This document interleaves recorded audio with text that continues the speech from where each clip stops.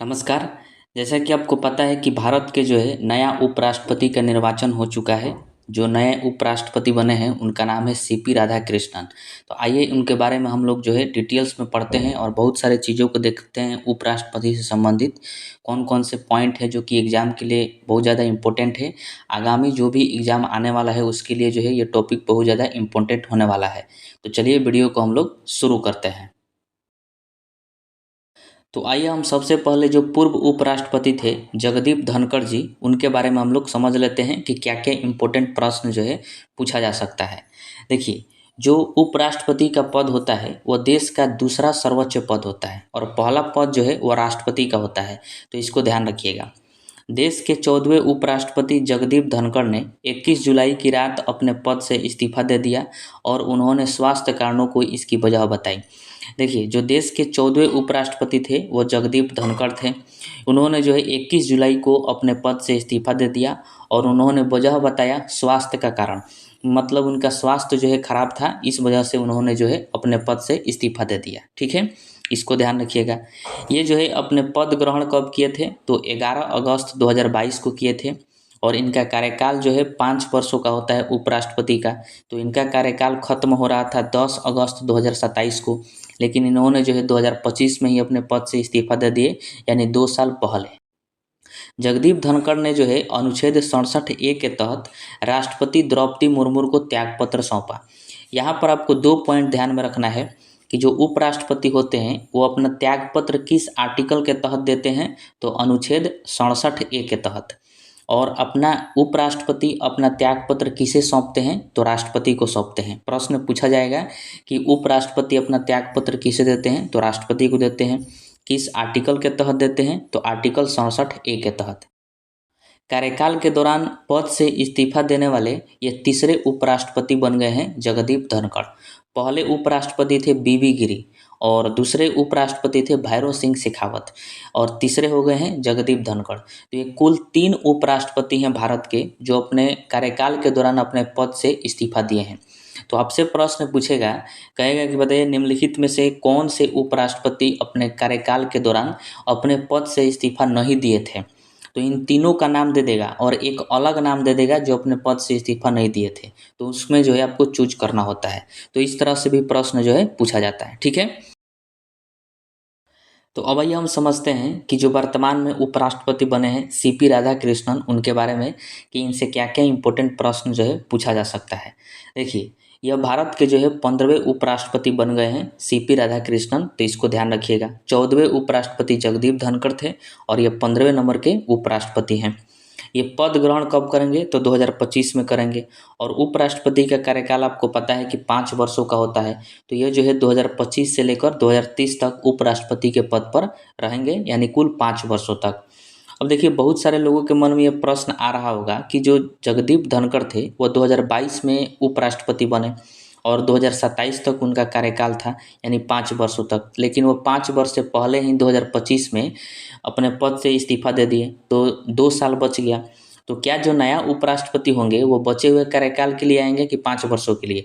तो ध्यान रखिएगा, जो नया उपराष्ट्रपति आते हैं वो पूरे 5 वर्ष के लिए आते हैं, न कि बचे हुए कार्यकाल के लिए आते हैं। ठीक है, तो ये आपको क्लियर हो गया। अब देखिए, सीपी राधाकृष्णन का जन्म कब हुआ था? तो 20 अक्टूबर 1957 ईस्वी को हुआ था, तिरुपुर तमिलनाडु में। यानी ये किस राज्य से संबंधित है? तो तमिलनाडु राज्य से संबंधित है। तमिलनाडु के 3 उपराष्ट्रपति जो है अब तक बन गए हैं भारत में। तो इसको ध्यान रखिएगा। अब देखिए, इनकी राजनीति में शुरुआत कहाँ से हुआ था? तो आरएसएस स्वयंसेवक से हुआ था सीपी राधाकृष्णन का। वर्तमान में जो ये महाराष्ट्र के राज्यपाल थे। किस राज्य के राज्यपाल? तो महाराष्ट्र के राज्यपाल थे सीपी राधाकृष्णन। लेकिन अब जो है भारत के उपराष्ट्रपति बन गए हैं। महाराष्ट्र के राज्यपाल ये 31 जुलाई 2024 से थे।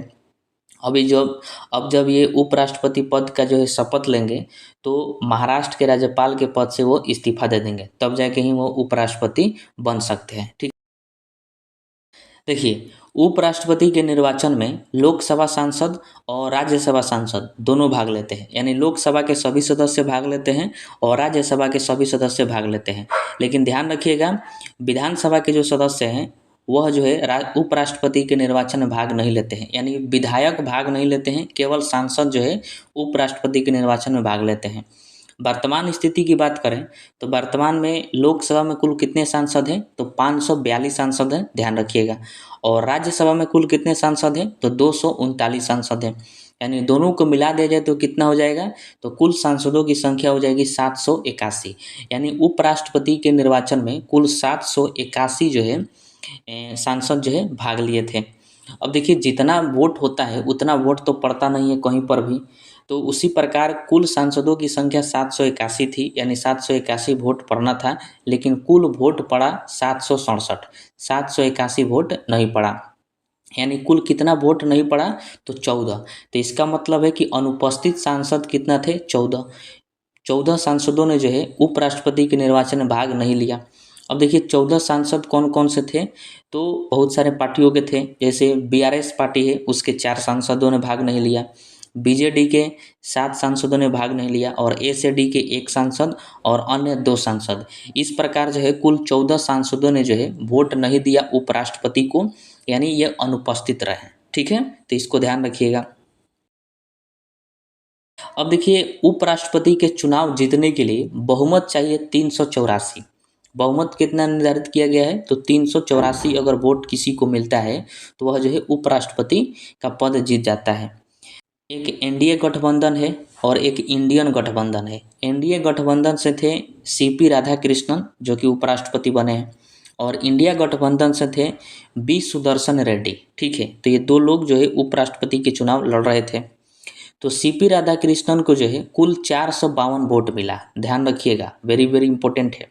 और बी सुदर्शन रेड्डी को जो है 300 वोट मिला है। तो सीपी राधाकृष्णन को 452 और बी सुदर्शन रेड्डी को 300। इस वजह से देखा गया कि सबसे ज़्यादा जो है किनको वोट मिला, तो सीपी राधाकृष्णन को, तो जो है उपराष्ट्रपति का चुनाव जीत गए। अब इन दोनों के बीच अंतर कितना है, तो 152 का अंतर है।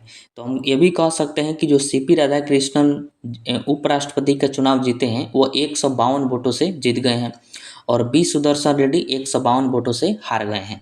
तो इन पॉइंटों को आप ध्यान में रखिएगा, इंपॉर्टेंट है। ठीक है, फिर से मैं आपको एक बार रिवीजन कर देता हूँ। उपराष्ट्रपति के चुनाव के लिए बहुमत चाहिए था 384। इन एनडीए गठबंधन से सीपी राधाकृष्णन खड़े हुए थे और इंडिया गठबंधन से बी सुदर्शन रेड्डी खड़े हुए थे, और सीपी राधाकृष्णन को कुल वोट जो है 452 वोट मिल गया और बी सुदर्शन रेड्डी को 300 वोट मिला। इस प्रकार जो है सीपी राधाकृष्णन कुल 152 वोटों से उपराष्ट्रपति का चुनाव जीत गए। ठीक है,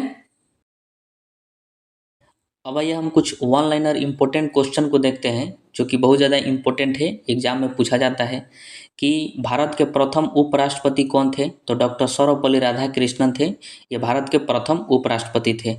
भारत के एकमात्र उपराष्ट्रपति जिनकी मृत्यु उनके कार्यकाल के दौरान हुई थी वो कौन थे, तो श्री कृष्णकांत थे। श्री कृष्णकांत ऐसे उपराष्ट्रपति थे भारत के जिनकी मृत्यु जो है उनके कार्यकाल के दौरान ही हो गई थी। यह जो है 1997 से 2000 तक उपराष्ट्रपति के पद पर रहे थे और ये 10वें नंबर के उपराष्ट्रपति थे श्री कृष्णकांत। ठीक है, निर्विरोध चुने जाने वाले प्रथम उपराष्ट्रपति कौन थे, वेरी वेरी इंपॉर्टेंट है, तो डॉक्टर सर्वपल्ली राधाकृष्णन। डॉक्टर सर्वपल्ली राधाकृष्णन को जो है निर्विरोध चुना गया था, मतलब इनके विपक्ष में कोई भी खड़ा नहीं था और ये अकेले उपराष्ट्रपति के चुनाव में खड़े थे और ये जीते थे। इनके तरह जो है 3 उपराष्ट्रपति भारत में हुए हैं जो कि निर्विरोध चुने गए हैं। पहला है वही डॉक्टर सर्वपल्ली राधाकृष्णन। इनके बारे में ध्यान रखिएगा कि ये जो है 2 बार निर्विरोध चुने गए हैं, जो 1952 में चुनाव हुआ था उपराष्ट्रपति का उसमें भी, और दूसरा बार भी निर्विरोध चुने गए थे। और दूसरा व्यक्ति हैं एम हिदायतुल्ला, इनको भी निर्विरोध चुना गया है उपराष्ट्रपति के चुनाव में। और तीसरा है डॉक्टर शंकर दयाल शर्मा। ठीक है, तो ये 3 लोग हैं जिनको उपराष्ट्रपति के चुनाव में निर्विरोध चुना गया है। यदि पूछा जाए कि निर्विरोध चुने जाने वाले प्रथम उपराष्ट्रपति कौन थे, तो डॉक्टर सर्वपल्ली राधाकृष्णन। अब आइए हम उपराष्ट्रपति से संबंधित कुछ इम्पोर्टेंट आर्टिकल्स को देखते हैं जो कि एग्जाम के पॉइंट ऑफ व्यू से बहुत ज़्यादा इम्पोर्टेंट है। देखिए, उपराष्ट्रपति की चर्चा जो है हमारे संविधान में आर्टिकल 63 से लेकर 71 तक किया गया है, ध्यान रखिएगा। आर्टिकल 63 में कहा गया है कि भारत में एक उपराष्ट्रपति होगा, यानी उपराष्ट्रपति के पद की चर्चा किया गया है आर्टिकल 63 में। और उपराष्ट्रपति का पद जो है वह यूएसए के संविधान से लिया गया है, वेरी वेरी इंपॉर्टेंट है, ध्यान रखिएगा। आर्टिकल 64 की बात करें तो इसमें कहा गया है कि उपराष्ट्रपति जो है वह राज्यसभा का सभापति होता है। पूछा जाएगा आपसे कि राज्यसभा का सभापति कौन होता है, तो उपराष्ट्रपति होता है। ध्यान रखिएगा कि उपराष्ट्रपति राज्यसभा का सदस्य नहीं होता, यानी जो उपराष्ट्रपति बनता है वह राज्यसभा का सभापति हो जाता है और राज्यसभा को संबोधित करता है। आर्टिकल 65 में कहा गया है कि यदि राष्ट्रपति किसी कारणवश अनुपस्थित रहते हैं, कौन? राष्ट्रपति। जैसे कि राष्ट्रपति की मृत्यु हो गई, या फिर राष्ट्रपति बीमार पड़ गए, या फिर राष्ट्रपति जो है अपना त्यागपत्र दे दिए, या फिर राष्ट्रपति का कोई अपहरण कर लिया, तो ऐसे तमाम कारणों से अगर राष्ट्रपति अनुपस्थित रहते हैं तो उनके स्थान पर जो उपराष्ट्रपति होंगे वह कार्यवाहक राष्ट्रपति होंगे, यानी कार्यवाहक राष्ट्रपति के रूप में कार्य करेंगे जो उपराष्ट्रपति होते हैं वो। ये बात जो है आर्टिकल 65 में कहा गया है। मतलब अगर राष्ट्रपति का पद खाली होगा तो उस स्थान पर आ जाएंगे उपराष्ट्रपति और सारा काम जो है राष्ट्रपति वाला करने लगेंगे। ये बात आर्टिकल 65 में कहा गया है। उसके बाद है आर्टिकल 66। इसमें जो है उपराष्ट्रपति के निर्वाचन की चर्चा किया गया है कि उपराष्ट्रपति का चुनाव कैसे होगा। तो ध्यान रखिएगा कि उपराष्ट्रपति के निर्वाचन में लोकसभा के सभी सदस्य भाग लेते हैं और राज्यसभा के सभी सदस्य भाग लेते हैं, लेकिन विधानसभा के कोई भी सदस्य भाग नहीं लेते हैं। यानी उपराष्ट्रपति के निर्वाचन में जितने भी सांसद होते हैं वो सब भाग लेते हैं, लेकिन विधायक जो है वो भाग नहीं लेते हैं। ठीक है। आर्टिकल 67 है, इसमें कहा गया है उपराष्ट्रपति के कार्यकाल के बारे में बताया गया है कि उपराष्ट्रपति का कार्यकाल कितने वर्षों का होता है, तो 5 वर्षों का होता है। ये बात जो है आर्टिकल 67 में कहा गया है, ध्यान रखिएगा। अब देखिए उपराष्ट्रपति को उनके कार्यकाल से पहले भी हटाया जा सकता है। कैसे हटाया जा सकता है? एक तो उनका मन होगा, जो भी कर सकते हैं, त्यागपत्र दे दें तो हट सकते हैं। दूसरा, उनको जो है महाभियोग की प्रक्रिया लाकर हटाया जा सकता है। तो राष्ट्रपति पर और उपराष्ट्रपति पर दोनों पर जो है महाभियोग की प्रक्रिया लाकर उनको कार्यकाल से पहले हटाया जा सकता है। उपराष्ट्रपति पर जो महाभियोग की प्रक्रिया लाते हैं वह राज्यसभा से प्रारंभ करते हैं, क्योंकि उपराष्ट्रपति जो होता है वह राज्यसभा का सभापति होता है, इसलिए सबसे पहले महाभियोग की प्रक्रिया राज्यसभा से लाया जाता है। वेरी वेरी इंपॉर्टेंट है, कई बार एग्जाम में पूछा गया है कि उपराष्ट्रपति पर महाभियोग की प्रक्रिया कहाँ से प्रारंभ की जाती है, तो राज्यसभा से। फिर उसके बाद लोकसभा में भेजा जाता है। जब दोनों से पास हो जाता है तो उपराष्ट्रपति को हटा दिया जाता है उनके पद से। ठीक है। अब तक जो है किसी भी राष्ट्रपति पर या फिर उपराष्ट्रपति पर महाभियोग जो है नहीं लगाया गया है, महाभियोग प्रक्रिया के द्वारा नहीं हटाया गया है। उसके बाद है आर्टिकल 68। इसमें जो है उपराष्ट्रपति के चुनाव की चर्चा है कि उपराष्ट्रपति का चुनाव कैसे किया जाएगा, उसके बारे में बताया गया है। उसके बाद आर्टिकल 69 में उपराष्ट्रपति के शपथ की चर्चा है कि उपराष्ट्रपति को शपथ कौन दिलाते हैं, तो राष्ट्रपति दिलाते हैं। वेरी वेरी इंपॉर्टेंट है, ध्यान रखिएगा कि उपराष्ट्रपति को शपथ कौन दिलाते हैं, तो राष्ट्रपति दिलाते हैं। और उपराष्ट्रपति अपना त्यागपत्र किसे सौंपते हैं, तो राष्ट्रपति को सौंपते हैं। ये ऐसे पूछा जाता है प्रश्न। अब देखिए उपराष्ट्रपति के निर्वाचन में खड़े होने के लिए क्या क्या योग्यता होनी चाहिए उसको समझ लेते हैं, इम्पोर्टेंट है। सबसे पहला कि वो भारत का नागरिक होना चाहिए। भारत का नागरिक होगा तभी जाके वह निर्वाचन में खड़ा हो सकता है उपराष्ट्रपति के। पागल या दिवालिया नहीं होना चाहिए और उसका जो है 35 वर्ष आयु हो गया रहना चाहिए। मतलब 35 वर्ष से अधिक भी हो चलेगा, 35 वर्ष से कम नहीं होना चाहिए। किसी भी लाभ के पद पर ना हो, मतलब कोई भी दूसरा लाभ के पद पर ना हो, तो वह जो है खड़ा हो सकता है। उसके बाद 20 प्रस्तावक और 20 अनुमोदक होना चाहिए। उसके बाद है कि राज्यसभा का सदस्य बनने की योग्यता रखता हो। और लास्ट है कि 15,000 रुपया जमानत राशि के रूप में जो है आरबीआई के पास जमा करना होता है। तो ये सारे जो है योग्यताएं हैं उपराष्ट्रपति के निर्वाचन में खड़े होने के लिए किसी भी व्यक्ति के। इतना सारी योग्यताएं रहती है तभी जाकर वो व्यक्ति जो है उपराष्ट्रपति के निर्वाचन में खड़ा हो सकता है। उपराष्ट्रपति के वेतन की बात करें तो देखिए उपराष्ट्रपति का वेतन जो है उपराष्ट्रपति होने के नाते नहीं मिलता है, बल्कि राज्यसभा के पदेन सभापति होने के नाते दिया जाता है।